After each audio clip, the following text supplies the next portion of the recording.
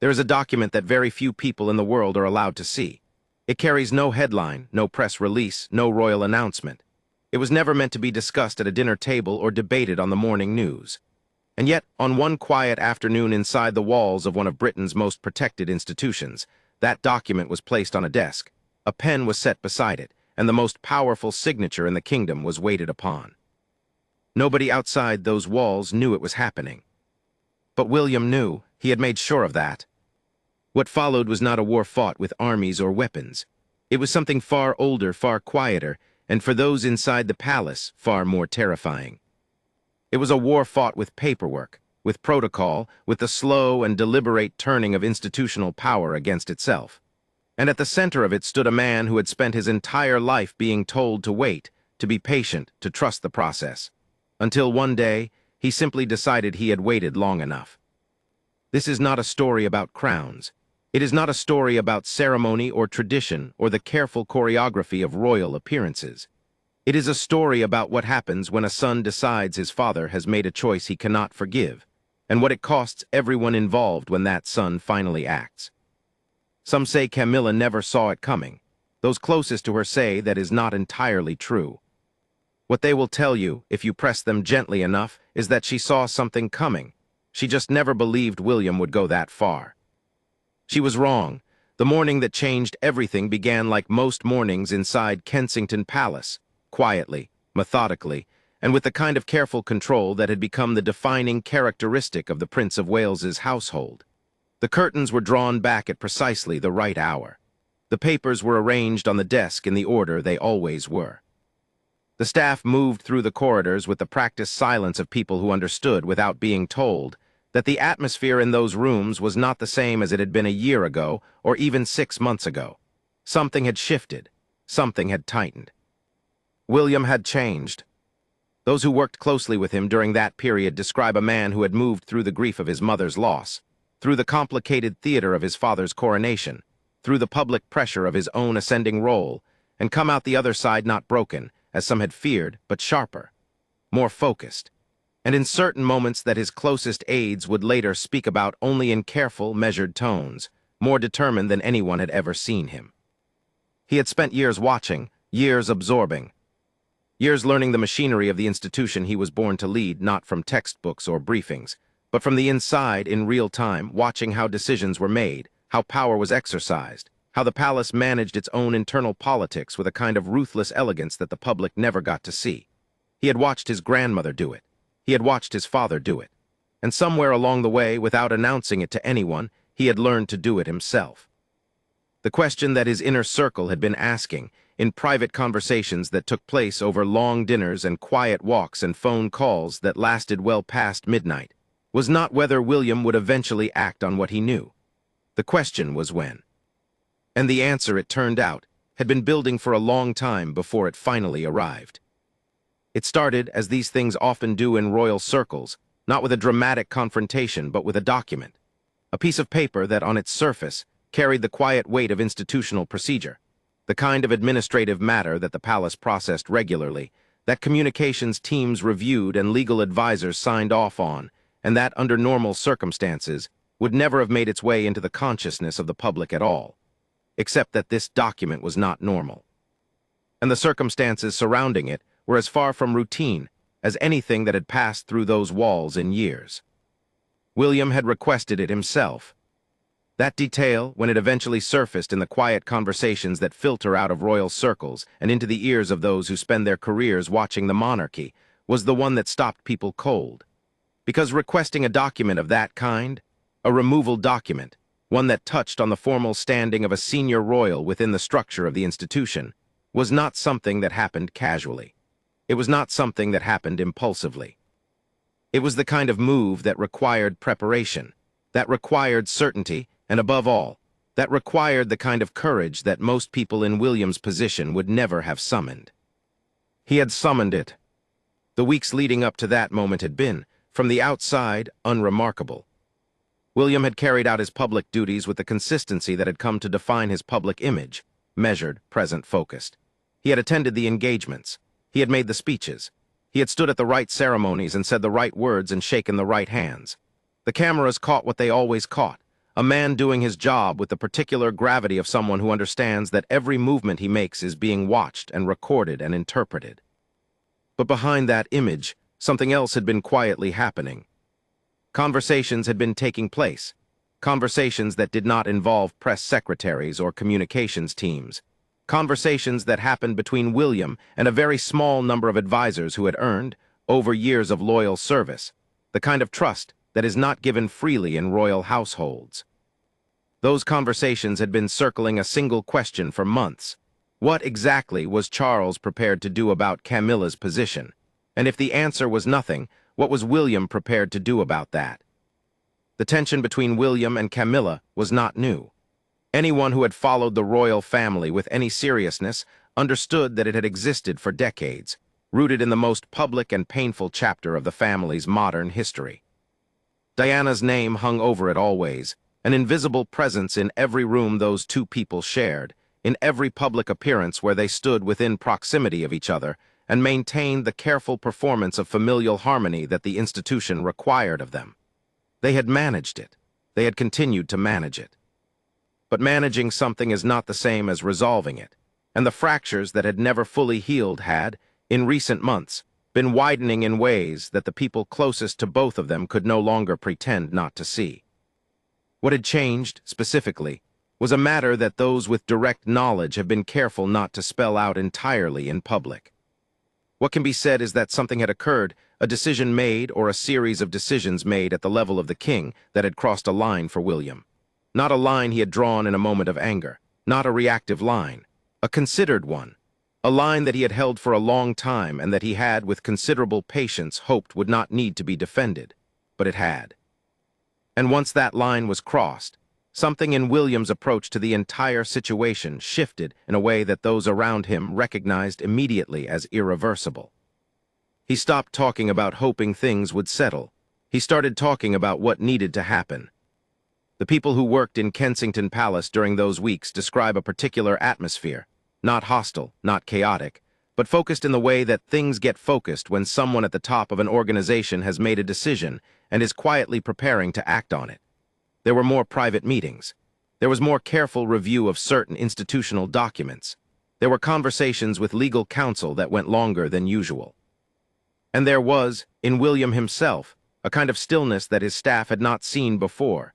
The stillness not of someone waiting for something to happen, but of someone who has already decided what is going to happen and is simply moving the pieces into position.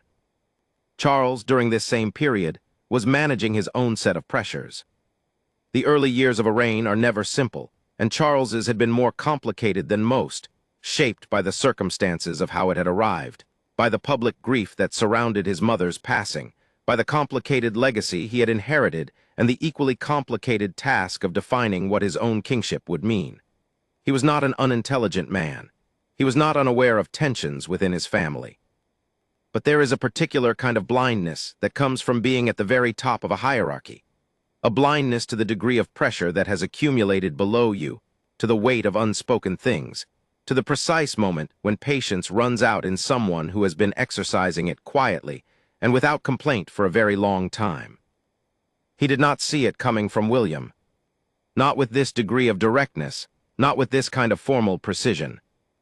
Camilla, for her part, had spent years building something that was harder than it looked, a presence within the institution that was both secure and, when examined closely, more fragile than it appeared. She had moved through the years of public hostility, through the carefully managed process of reintroduction, through the eventual acceptance that had come, slowly and incompletely, from the British public. She had been made queen consort. She had taken on duties. She had positioned herself within the household with the particular political intelligence of a woman who understood that in royal life, as in most things, stability is not given. It is constructed, piece by piece, over time, through relationships and influence and the careful management of how one is perceived by those who matter. She had constructed it well. She had, in certain respects, constructed it better than almost anyone had expected. But she had done so in a way that assumed a particular landscape, one in which the forces that might challenge her position were either too distant or too divided to coordinate effectively against her. That assumption had held for a long time, and then William had decided it was time to test it. The document, when it was finally drafted and placed into the formal process, was not the beginning of the story. It was the end of a very long beginning. It was the moment when something that had existed as tension, as conversation, as the kind of institutional unease that powerful families learn to carry without letting it break the surface, when all of that finally became concrete. When it took a form that could not be dismissed, or deferred, or managed away with a carefully worded statement and a shared public appearance. What William had done in the language of the institution was to formally invoke a mechanism that existed within the structure of the monarchy, one rarely used, one that carried enormous symbolic and practical weight, one that could only be triggered by someone with the standing and the evidence and the institutional authority to make it stick. He had not acted alone. He had not acted impulsively. He had built a case, methodically and over a considerable period of time, in the way that someone builds a case when they understand that they will only have one chance to make it, and they cannot afford to make it badly. When the document arrived at the king's desk, Charles did not respond immediately. People who understand how the palace operates say that this delay was itself significant, that the speed with which a monarch responds to something that has been formally placed before him communicates its own message. A fast response says, "I have been expecting this, and here is my position." A slow response says something different. It says, "I need time." And when Charles needed time, those who knew him understood that it meant he had been caught somewhere he had not fully prepared for. The question now was what he would do with that time, whether he would use it to push back against his son, whether he would use it to find a way to absorb the challenge and redirect it, or whether, in the end, he would find himself in the position that William had, after all this preparation, calculated he would find himself in. A position where the cost of resistance was higher than the cost of concession, and where the only move left was to sign.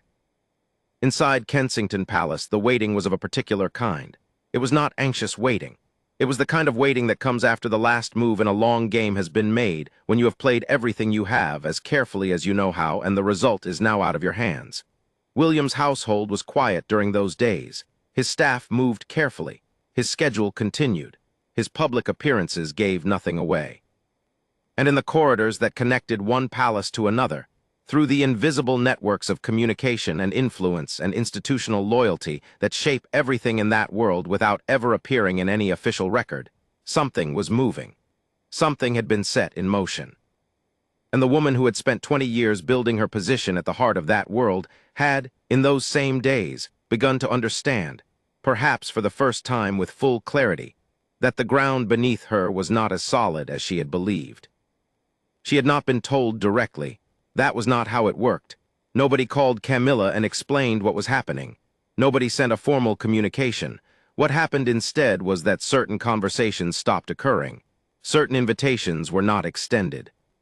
Certain people who had always made time for her found, suddenly, that they were occupied. Small things, individually meaningless.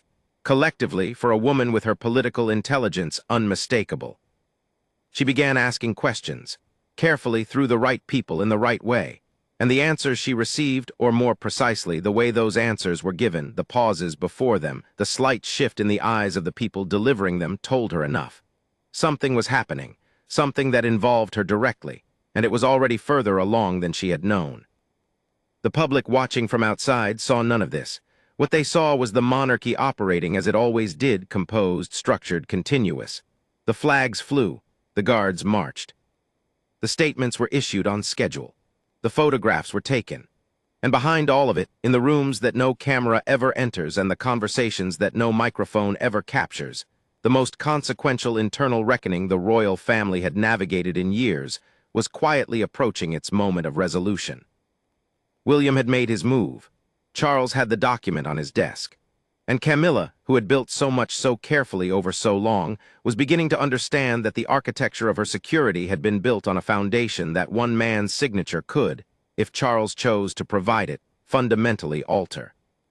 The question of whether he would choose to provide it was the question that would define what came next, for the king, for his son, and for the woman who had stood beside him through everything, and who now found herself waiting, like everyone else, for an answer she had no power to determine. That answer was coming, and when it arrived, nothing inside those walls would look quite the same again. William listened. He had always been a good listener, in the particular way that people are good listeners when they have decided what they think and are listening not to be persuaded, but to understand the full shape of what they are up against. He let his father speak. He absorbed what was being said. And then, when Charles finished, William did something that several people close to both men have described as the moment they understood this was not a negotiation. He opened a folder he had brought with him, and he laid its contents on the table between them. What was in that folder is the kind of detail that different accounts characterize differently. What every account agrees on is the effect it had. Charles looked at what was placed before him, and the quality of the silence in the room changed. It became the kind of silence that exists after something has been said that cannot be unsaid, or in this case, after something has been shown that cannot be unseen. Whatever those documents contained, they clearly constituted something that Charles had not been prepared to see laid out with such precision, such organization, such quiet and unmistakable completeness. He had known in some abstract way that William had been building something. He had not known how far it had been built. The meeting lasted longer than its scheduled time. The staff who were responsible for the king's diary noted this, not with alarm, because overruns were not unusual, but with the particular attention that attentive people pay to details that are slightly outside the expected pattern. When William finally left, he was observed by two members of staff. Both of them, independently, described the same thing. He walked out of that room with the face of a man who had done what he came to do, and who was carrying the weight of that quietly, without display, without triumph, without any of the visible emotion that the moment might, in a different kind of person, have produced. Charles remained in the room alone for a period afterward. That, too, was noted, and when he finally emerged, he asked for tea and did not speak to anyone for almost an hour. Camilla was not at the palace that day. She was at a different residence, attending to a schedule that had been arranged weeks earlier and that she was, by all accounts, proceeding through normally when the first indication reached her that something had happened. The indication came, as it often does in those circles, not through a direct communication but through the behavior of those around her. An aide who had been in contact with someone at the other palace became suddenly unavailable. A call that she was expecting from a particular person did not come. Small signals, but she was practiced at reading them, and she read them correctly. Something had shifted, and the shift was significant enough that the people who would normally absorb it on her behalf were not yet sure what to say to her. She kept moving through her schedule. That is one of the things that everyone who knows her remarks upon, her extraordinary capacity to hold the external performance of her role intact regardless of what is happening beneath it. She smiled when smiling was required. She spoke when speaking was required. She shook hands and accepted flowers and posed for photographs and said the things she always said, and nobody watching would have detected that behind those eyes a part of her attention was somewhere else entirely, on the phone call she had not received, and the silence that had settled in where normally there was information. The phone call, when it finally came, was not from Charles. It was from someone who served as a trusted intermediary, a person who had navigated the edges of both households for years and who had been asked, by whom it is not entirely clear, to speak to Camilla before she heard anything through a less careful channel. The conversation was brief. The person who made the call has never described its contents publicly, but those who were nearby when Camilla received it have spoken about what they observed. She listened for several minutes without speaking, thanked the caller, and then sat for a long time without moving before she finally put the phone down and asked the room to be cleared. What she had learned, in the carefully chosen words of that carefully chosen intermediary, was that William had formally initiated a process that placed her position within the institution under direct institutional review, and that Charles, confronted with the full evidence of what his son had prepared, had not dismissed it. Had not, in the language of how things work in that world, made it go away with the kind of decisive royal authority that he theoretically possessed, and that, in this moment, had apparently not been forthcoming in the way Camilla would have needed it to be.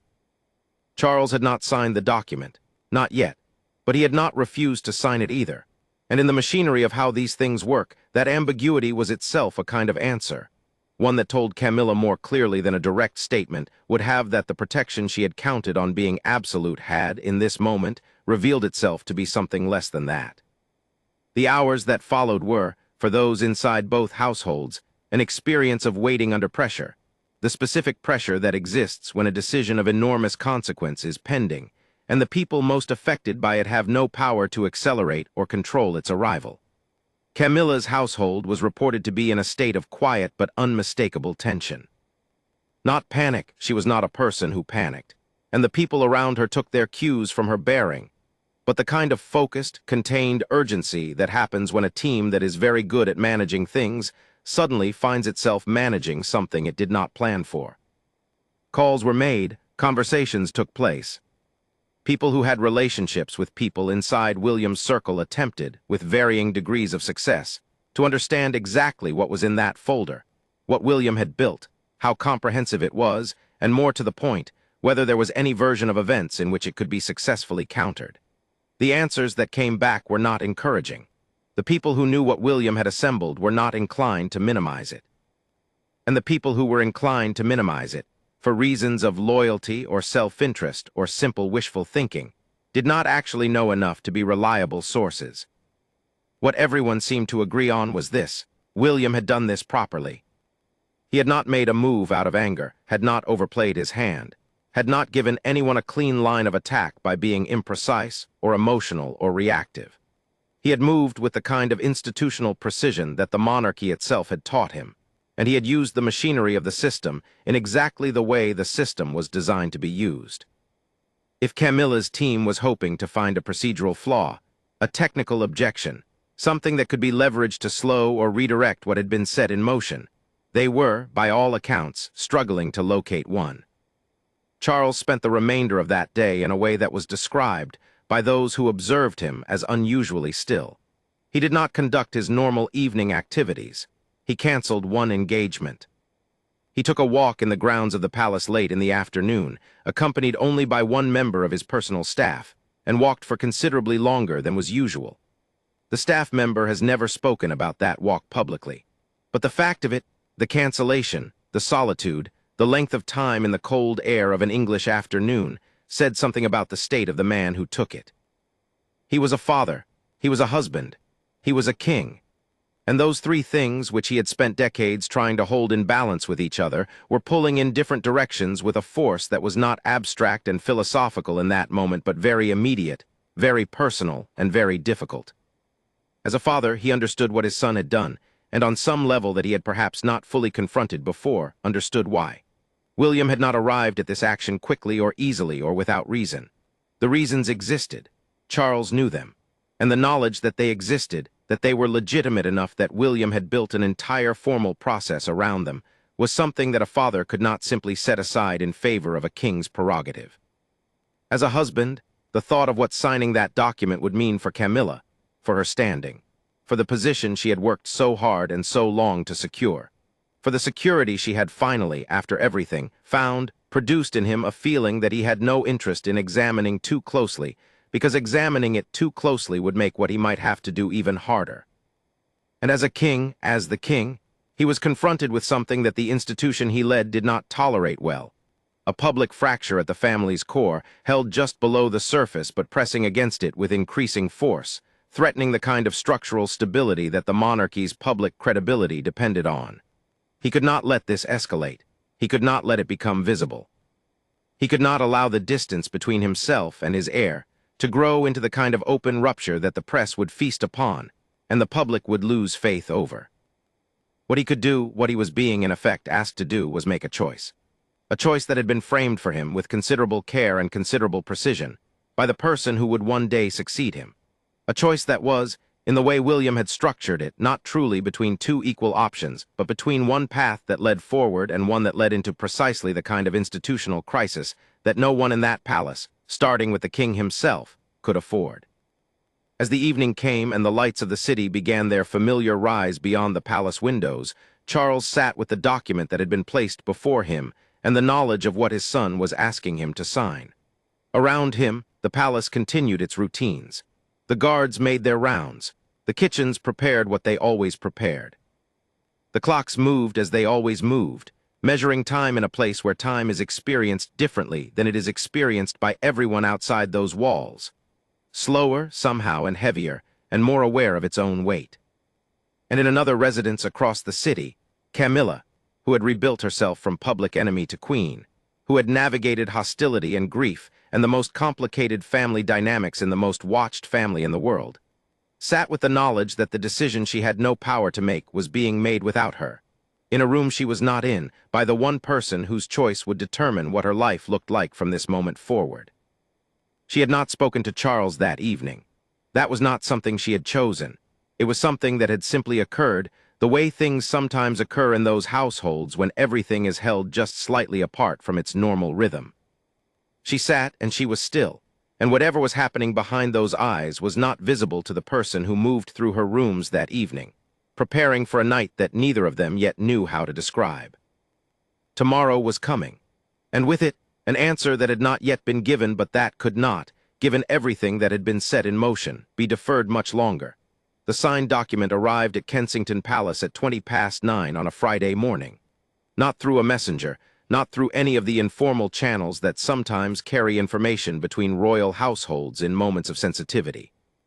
It arrived formally, through the official administrative process, in the manner of a thing that has been decided and is now being communicated as decided, without ambiguity, without any of the softening language that might have suggested the decision was still open to interpretation. Charles had signed it. The signature was there in his hand, in the particular way he had signed important documents his entire public life. And beneath the weight of that signature, everything that William had set in motion found its formal resolution. The person who brought the document to William's desk that morning has never described what happened next in any public forum. What those in the immediate vicinity of Kensington Palace that morning have said is that the atmosphere shifted in a way that was tangible, not celebratory, nothing so simple or so tone-deaf as that, but changed in the particular way that atmospheres change when a long uncertainty finally resolves, and the people who have been living inside that uncertainty are suddenly free to move forward with what comes next. It was relief of a very serious kind. The kind that does not express itself in visible emotion, but in the quiet, almost imperceptible relaxation of something that has been held tightly for a very long time. William read the document carefully. He read it the way he had been trained over years to read documents of consequence, line by line, word by word, not allowing the momentum of expectation to carry him past anything that needed to be fully absorbed. When he finished, he set it down on his desk and sat for several minutes without speaking. The aide who was present has said, in a carefully worded account shared only within trusted circles, that William did not look like a man who had won something. He looked like a man who had done something necessary, and was now sitting with the full weight of what it meant. Because it meant something for his father. It meant something for a marriage. It meant something for the family he was part of and the institution he was preparing to lead. And whatever satisfaction existed in the resolution of a fight that had been long and careful and costly, whatever sense of having finally acted on something he had believed needed acting on for longer than he could easily say, it was wrapped inside a much more complex feeling, one that had no clean name and no simple expression, and that he was not, in any case, the kind of man to express simply. He picked up the document and placed it where it needed to go, and then he went about his day. Camilla learned what had happened through Charles himself. This much is known, and it is perhaps the detail that carries the most weight of everything that occurred in those few days, not through a staff member, not through an intermediary. Through her husband, in a private conversation in a private room, in which Charles told his wife what he had done, and why he had done it, and what it would mean going forward. What was said in that conversation belongs entirely to the two people who had it, and neither has offered anything close to a public account.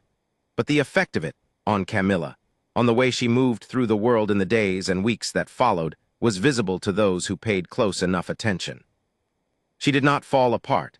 That was the first thing people noted, and they noted it with something between admiration and the particular clinical interest that those who study powerful people in crisis tend to bring to moments of genuine vulnerability. She had not built what she had built over 20 years by falling apart. She was a woman of considerable strength, not the kind of strength that announces itself or performs itself for observation, but the quiet, durable kind that is only really visible under pressure, when everything else has been stripped away, and what remains is either solid or it isn't. What remained in Camilla was solid. But it was also, for the first time in a long time, visible in its solidity, visible in the way that things become visible when the covering that normally conceals them has been disturbed. She continued her schedule. She made her public appearances. She stood where she was required to stand, and she said what she was required to say, and the cameras photographed her, and the commentators commented, and the public observed what they always observed. A woman doing her job with the kind of composure that comes from long practice. But those who were close to her, who knew the difference between her composed public face and the person underneath it, noticed things. Small differences in timing. Moments of stillness that were fractionally longer than usual. The way her eyes moved in certain situations, tracking things that were not visible to anyone else in the room. She was processing. She was doing it privately, and she was doing it with the discipline of someone who understands that in the position she occupied, the processing must always remain private. But she was doing it. What had changed, in formal terms, was not immediately visible to the public. The palace did not issue a statement. There was no press release, no official change to titles or appearances or the formal machinery of royal protocol. The thing that William had achieved through his document was not the kind of change that announces itself with fanfare. It was rather a structural adjustment, a recalibration of how certain things within the institution would operate going forward, of what standing meant in practical terms, of where the boundaries of influence and authority within the family's internal life now lay. These things would become visible over time, through accumulation, through the gradual evidence of what was and wasn't included, what was and wasn't extended, who was and wasn't consulted about what. But they would not make the front pages on any single day. That was not how these things worked. Which meant that for the public watching from outside, the world of the royal family looked much as it always did. The photographs continued. The ceremonies continued. The appearances and the statements and the carefully managed public narrative of a functioning, stable institution continued, as they always continued, because the institution's ability to maintain that continuity regardless of what was happening beneath it was one of the primary sources of its power and its durability. The monarchy had survived things that would have destroyed almost any other institution in the modern world. It had survived them by maintaining the surface while absorbing the disruption beneath. It was doing that now, as it always had. But inside the walls, inside the conversations, inside the network of relationships and loyalties and calculations that constituted the actual lived reality of that world, the landscape had shifted in ways that everyone who inhabited it understood with perfect clarity, even if they would never say so out loud in any form that could be written down or broadcast or attributed. William's position within that landscape was different now, not just because of what he had achieved, though that mattered, and everyone knew it mattered, but because of what the way he had achieved it revealed about who he was becoming as an institutional actor. He had demonstrated something that had not previously been demonstrated so clearly, that he was capable of taking the machinery of the monarchy and using it with the kind of precision and patience and strategic intelligence that the monarchy itself required of its leaders. He had shown that he understood the difference between making a move from anger and making a move from calculation, and that he had the discipline to be patient with the latter even when the former would have been easier and more immediately satisfying. These were qualities that those who worked within the institution recognized and respected, in the particular way that people who operate inside complex hierarchies respect the demonstration of real competence in navigating those hierarchies. William was not simply the next king because his bloodline placed him there.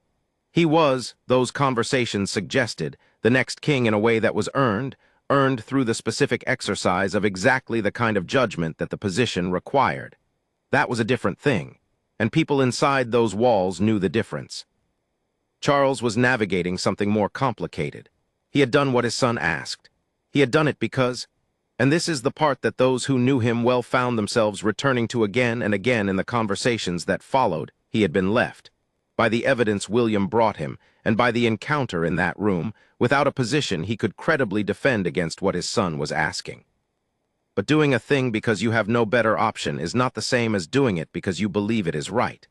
And Charles was a man who had spent his entire life trying, not always successfully, but always genuinely, to act in accordance with what he believed was right. The gap between those two things, between what he had done and what he believed was right, was something he would need to find a way to live with. He and William continued to function in their respective roles. The public appearances were managed with the care they always were. When they were photographed together, they looked as they needed to look. When they spoke of each other in public contexts, the words were appropriate and measured and gave nothing away to anyone who did not already know what to look for. The institution absorbed what had happened and kept moving, as it always had, because stopping was not something the institution knew how to do.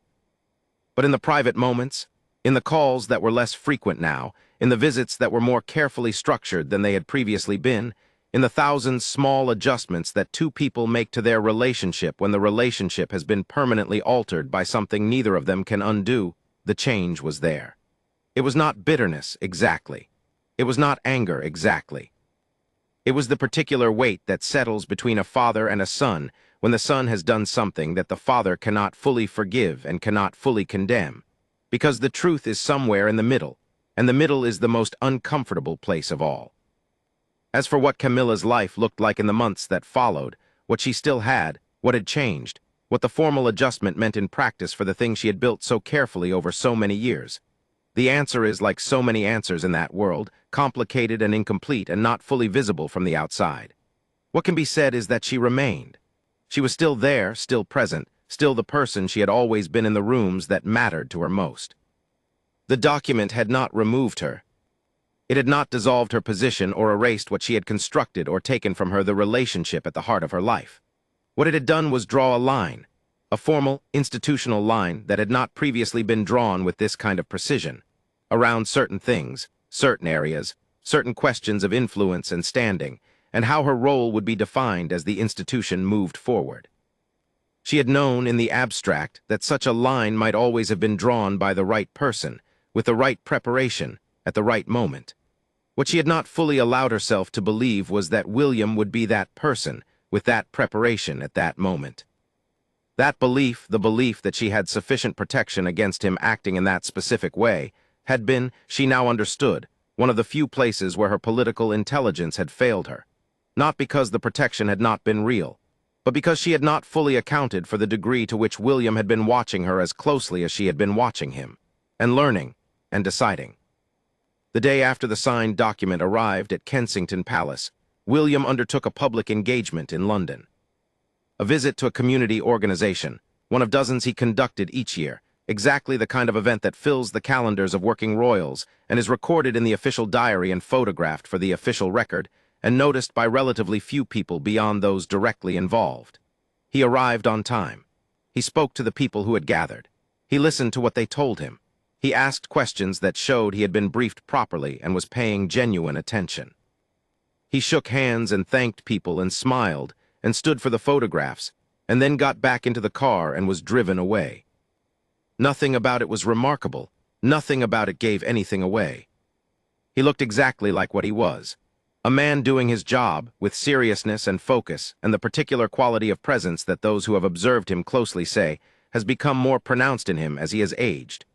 A quality of being fully in the moment he is in, without visible distraction, without the kind of internal distance that public life sometimes produces in the people who are required to perform it continuously.